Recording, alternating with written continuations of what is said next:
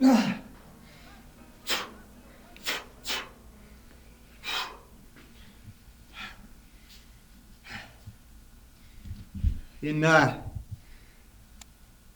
recent times, the interest in hunger artists has shrunk away. You could once, as a manager, make a good living off a good performer. But now that's not so. Times has changed. Once it was true, an entire town would be excited about a starving artist. And from hungry day to hungry day, oh, the avid crowd would grow. Everybody, every day wanted at least one glimpse of him. One glimpse of someone like me. Towards the end, there'd always be people who buy weekly tickets. We would sit for hours without a break before a little cage. They'd even sit there at night when the manager would put out torches to make it all the more dramatic. And on the sunny days, well, they'd put the cage out in the open. The kids would love that. Of course, to the parents, it was all just a joke. It happened to be the fashion, but the children, oh, they'd be astonished. And they'd stand, open-mouthed, hand in hand with each other. Oh, fearful, but fascinated. Their eyes fixed on the white flesh and the black tights, the all too prominent ribs, and the straw on which I sat. Unlike other artists, I refuse to have a chair. Sometimes I'd give a nod of recognition. Sometimes with a barely moving mouth, I'd answer a question. Sometimes I'd stick an arm through the bars of the cage and allow it to be touched. Mostly, though, I just, retreat into myself. I'd pull back from the world, as it were. I'd even ignore the clock, which was the only bit of furniture except the straw in my cage. Though once in a rare while, I'd take a sip of water from a tiny glass. Just to wet my lips. But apart from the stream and crowd of spectators, there'd also be observers. Butchers, normally. Strange to say, in teams of 3 who'd have the duty of watching me closely, checking day and night that I wasn't a fraud, that I weren't secretly feeding myself. Sad formality, this guarding against cheating, but needed to stop rumors, to stop rumor mongers. For no hunger artist worthy of his lack of salt would ever eat anything while fasting. Not even a tiny morsel could be forced upon him. Honor was at stake. Honor.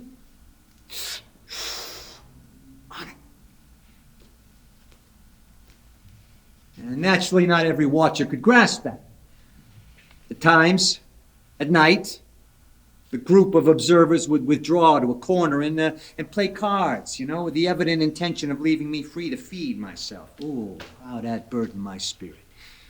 It dragged me down. The insult in the kindness. That spurred me to sing. Yeah, I'd sing to them to prove I wasn't eaten. Mares, he dotes and does, he dotes, and little lambs, he divey, huh? A killy divey too, wouldn't you? A la la la la la, ha! La la la la la. And it worked. But I much prefer the eager watchers, those observers who sit in front of the cage, content in a gloomy hall just to study me under the electric lights provided by the manager. Yeah, the glare weren't troubling. I couldn't sleep, that's true, but I could doze. I was glad to sacrifice a night's sleep, to give them evidence of my loyalty to my calling. And I talk to them, and I tell them stories of my travels undertaken for my art.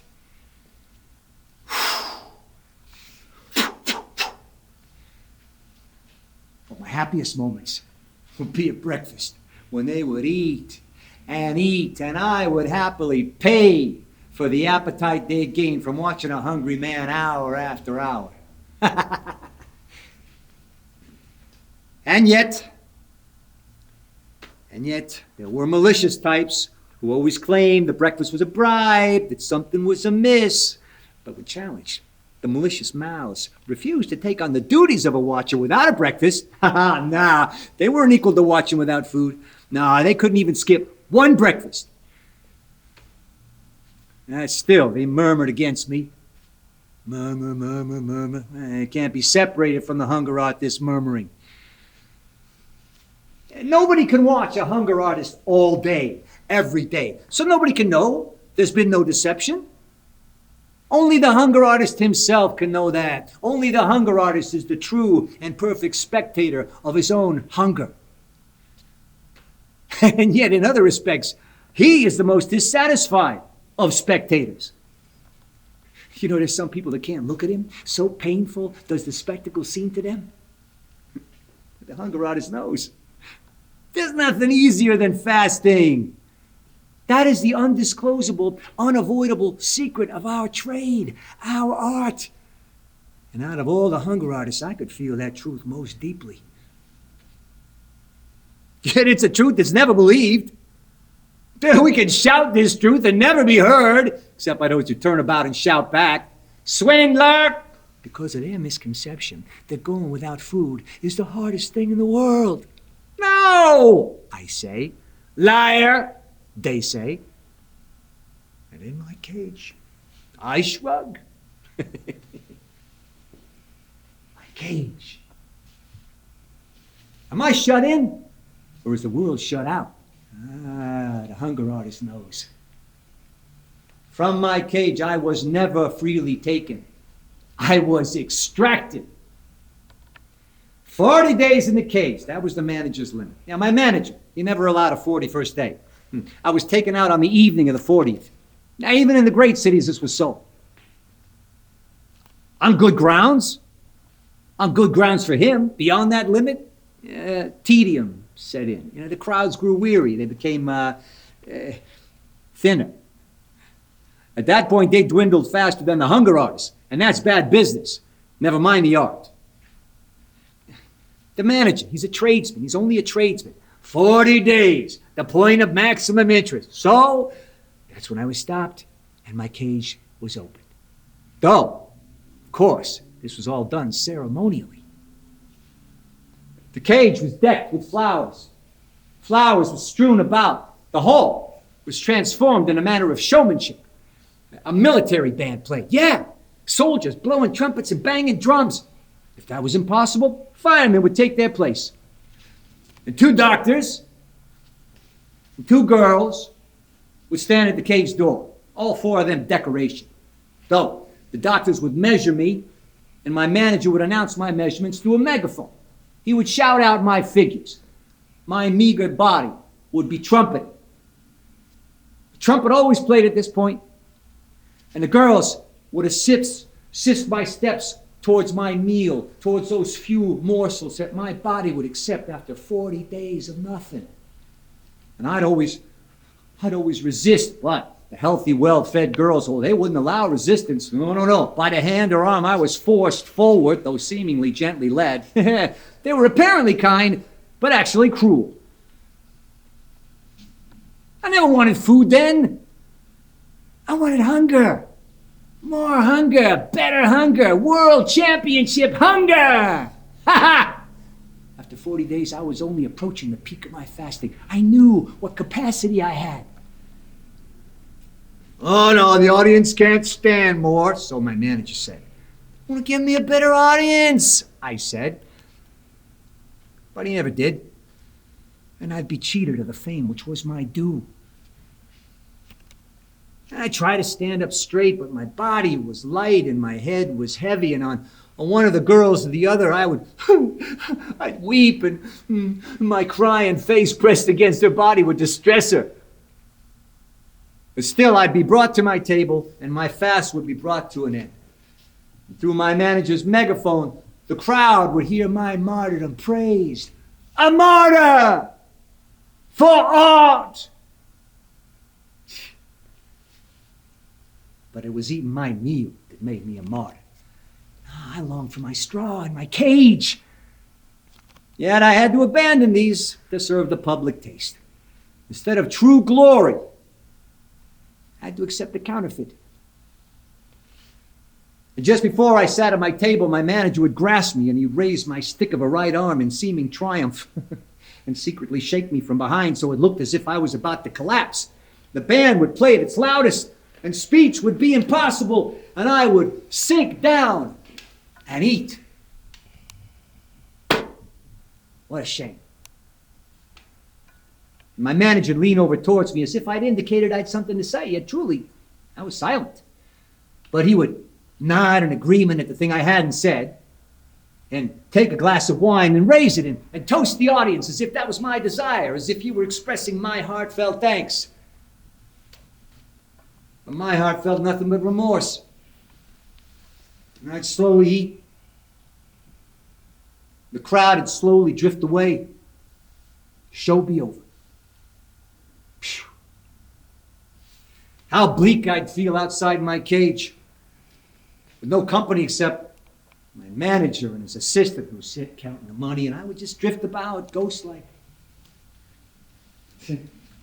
Ghosts don't have to eat. Yeah, that thought of my future was my sole consolation. My small consolation. Yeah, I was dejected. Nobody else was, just me, just a hunger artist. And I lived like that for many years. Hungering for 40 days, and then rest until the next performance. Seemingly enjoying the praise of the world, but suffering a deep hurt. A hurt made all the deeper by the lack of anybody with a mind serious enough to understand my pain. Hey, why should he be sad? Yeah, what remains for him to want? Yeah, I heard the questions. The manager, the assistant, they asked each other. They didn't reply, they just asked. Clueless men in a clueless world. But the clue stood before them on the posters. The 40-day limit. Ultimately, they were reduced to saying it was the lack of food. Oh, the lack of food. They claimed that, even that. They concluded, no sustenance means shrinking spirits. Yeah, a meager diet makes a man melancholy. Yeah, the manager, the assistant, so they reasoned, so they spoke. But what was worse was their proclamations of such opinions. The manager, the assistant, they didn't just speak to each other, they proclaimed their views to the public, and proclaiming slander became part of the show. Yeah, in my cage, I was obliged to listen as I grasped the bars and opened my eyes wide. Yeah, publicly, the manager excused me. Lords, ladies, and gentlemen, he would begin, with or without a lord. I call upon your understanding spirits, your noblest thoughts, your kind hearts, to comprehend and excuse our suffering friend, our hunger artist. I say our, because he truly belongs to the public. And the assistant would get to his feet and start to clap in a most infectious manner, and soon they'd all be clapping, till the manager would gesture with both hands so as to press down the applause. And then he'd resume. Kinder well-fed, grasp the hungry? And he'd answer his own question with a resounding, no! The audience would shake its collective head in agreement. Can the fat man? No! The thin man? No! And the audience would shake again and ignore the wide girth of the manager, whose ample fat proclaimed him a stranger to me by his own yardstick. And finally he'd ask, can the happy dill the mind of the suffering? No. And he'd tell the audience that I was sad because I was light. I wasn't heavy enough to smile. I didn't have enough fat to make me jolly. And that my art was a great weight for a slender man to bear. And he'd mention my ambition to fast on and on. Then he produced photographs of me. Photographs of the 40th day enlarged as posters. Then the assistant would parade before the front row, and up and down the aisles he'd show off my wasted body. Then the manager would tell them all that my mad ambition, my deadly ambition, was the consequence of my ribs sticking out. I didn't have enough flesh to think clearly. Yeah, he lamented my empty brain while praising my full heart. The struggle against the stupidity of the world made flesh before me was beyond my strength. And I would sink down on my straw and I would weep slender tears. And then the boldest members of the audience, encouraged by the manager and the assistant, would come up to the cage and peer through the bars. And then they'd shake hands as if to seal their agreement on the 40-day limit.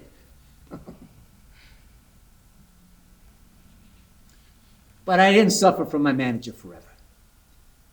Fashions change. Hungering went out. Fasting was finished. People were satiated with starving. A manager dragged me across the continent once more. From town to city to town, we made our way.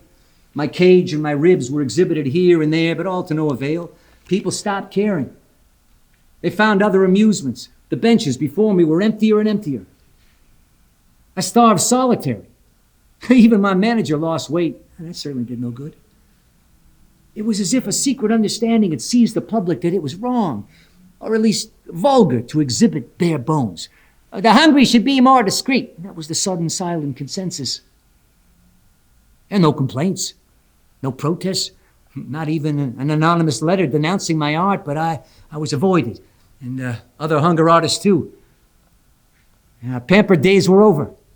It was a testing time. Which of us starved out of vocation? Which of us were opportunists?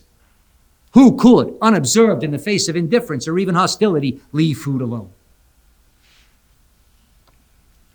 The change of mood, it couldn't have happened like that all at once. There must have been signs, indications, odd comments and reviews that were overlooked or dismissed, yet at a certain point the trickles of discontent, they triggered an avalanche of revulsion. At least that's how it seemed to us. The artist, his manager, and his assistant, with nobody else present except an elderly couple taking shelter from the rain. Well, we might as well have some sausages, my manager said, as uncomprehending as ever. I didn't want a sausage. I left my manager.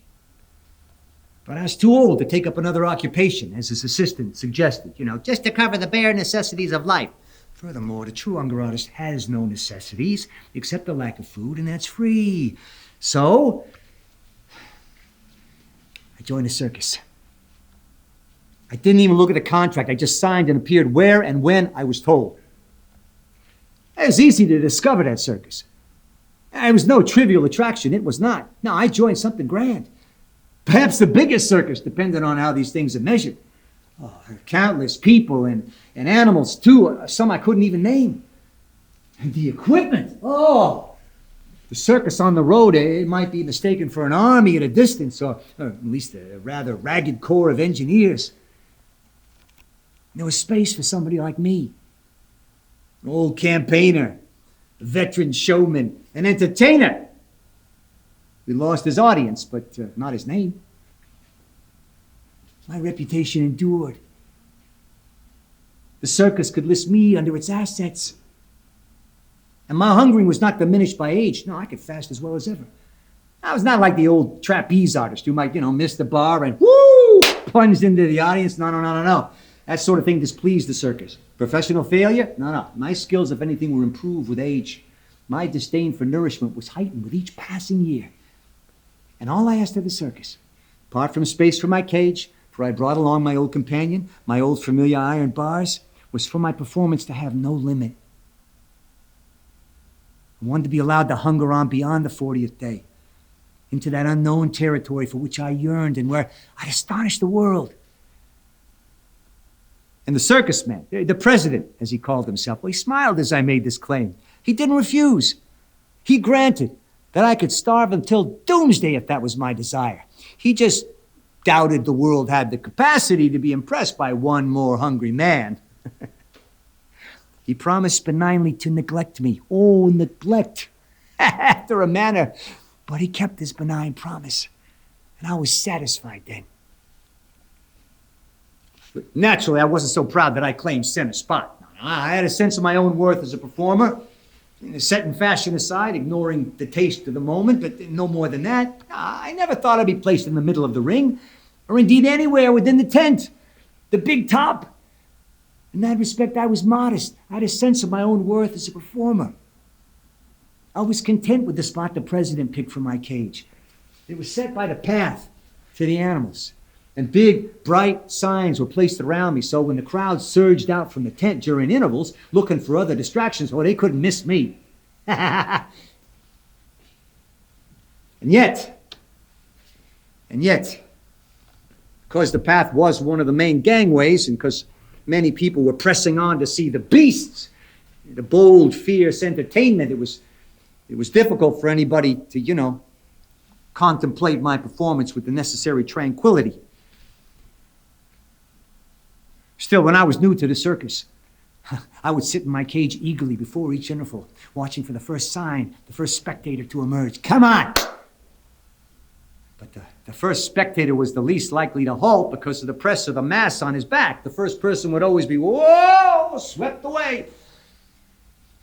Soon I was forced to admit that even in the tail of the crowd streaming by, there were few spectators who were curious about a thin man in an iron cage. Few people turned aside and placed themselves in the scanty spots where they could be safe from the jostling and the shoving. No. The crowd had streamed out. The crowd had streamed back. And I was left, marooned, neglected. I wasn't even disdained. People glanced, people looked away. For the vast majority, I was nothing. Sometimes, though, a father would stop with his family. A man would halt in an antiquarian mood and explain at length, tedious length, as to what I represented, what I was all about.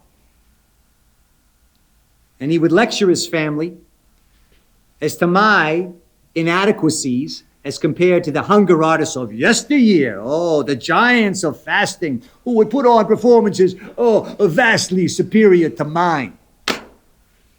These are fables. I'm at the peak of my fasting. I know, that's my fate. And in the children's eyes, I could see a glimmer of curiosity, which made me hope for the future, which gave me some slight hope.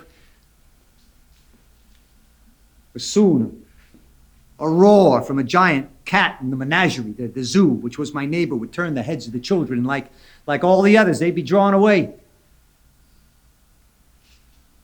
I could hear the meat being tossed about by the zookeepers. I could smell hunger being satisfied. Oh, I could sense teeth and jaws working with passion, tearing, biting, chewing. I could imagine the digestion of flesh in bestial stomachs. The zoo was my neighbor. Its shadow lay over me. Its shadow lies over me still. Howling animals, shouting spectators. Oh, they didn't look at me. I looked at them.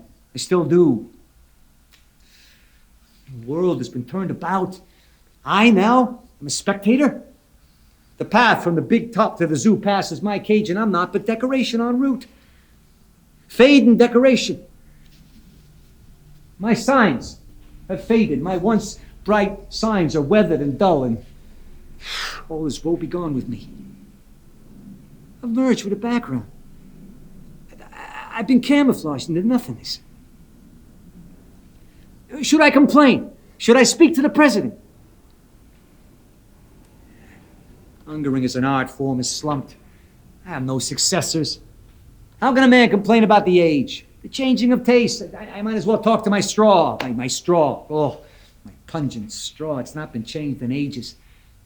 An attendant used to come every day and rub out the old number on the blackboard and write in the new 1 digit greater than the last. Ah. But even that tally of my fasting has been neglected. Nobody knows the score. I have no measure of my statistics. No statistics to offer the record books. Of just my famished form. It isn't enough for the occasional loiterer who calls out, who shouts at me, fraud! Or, hey, you in there, you're a cheat! Or, you've never been hungry in your life. Yeah, that's the sort of reaction I invoke.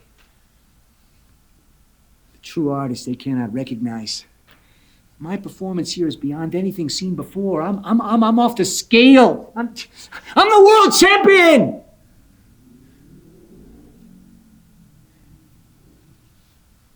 But I've received no crown. I get nothing but sneers. But the president of the circus has been true to his word. No. He deserves no reproach. And he will come by again. One last time as far as I'm concerned. And he'll look at me in that uncomprehending and that sympathetic way, that presidential way. And I know how the conversation will unfold. Perhaps I'm not precisely right with regard to every word, but as to what generally will be said, I'm certain. He's going to peer into my cage, and he'll finally speak. Are you still hungering? The president will ask. Yeah, that'll be his question. It's been asked before. And I'll nod. Oh, when are you going to stop? The second question. Inevitable. Forgive me, I'll say, but I must continue. Oh, he'll shrug. Of course we forgive you. That's what he'll say, benignly, with a smile on his lips. I've always wanted you to admire my fasting. I'll tell him that. Oh, well, I do admire it. Well, we all admire it. And he'll open his arms wide as though embracing everybody round about. But you shouldn't admire it. I'll confess. Oh, he'll smile again. Well, then we won't. I'll put up a notice. No admiring by order of the president of the circus, huh? And his joke will amuse him. I have to hunger. I'm compelled to fast. I can't do anything else. And I'll look into his eyes. Oh, no, why can't you do anything else? He'll be genuinely puzzled. Because I could never find the food to satisfy me. If I could have found the food I needed, I could have eaten joyfully, just like you. And these will be my last words. To the powerful man here and his cronies and the powers that be, I'll speak the truth. Will the president believe me? I doubt it. But I'll go on to the end. I will fast relentlessly. Yes, the very end. And one day someone will notice there's nothing here. No life left. Amongst the straw will be my remains. My skeleton, essentially. And it'll be disposed of unobtrusively, economically, with straw instead of a coffin. And what will endure? My cage.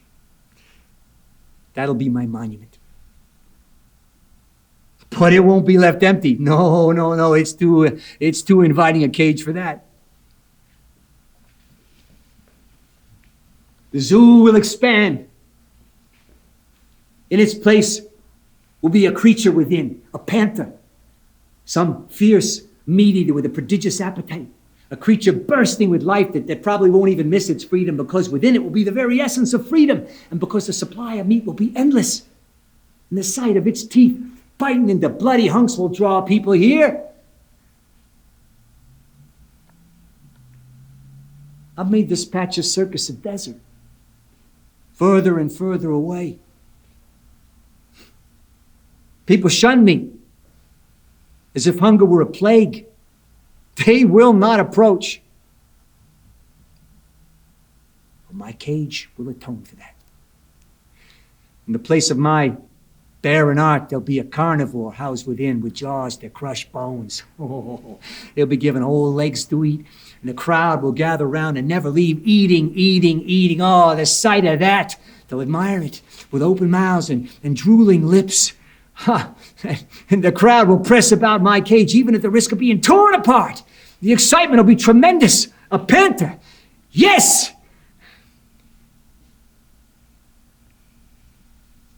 No hunger artist. No more.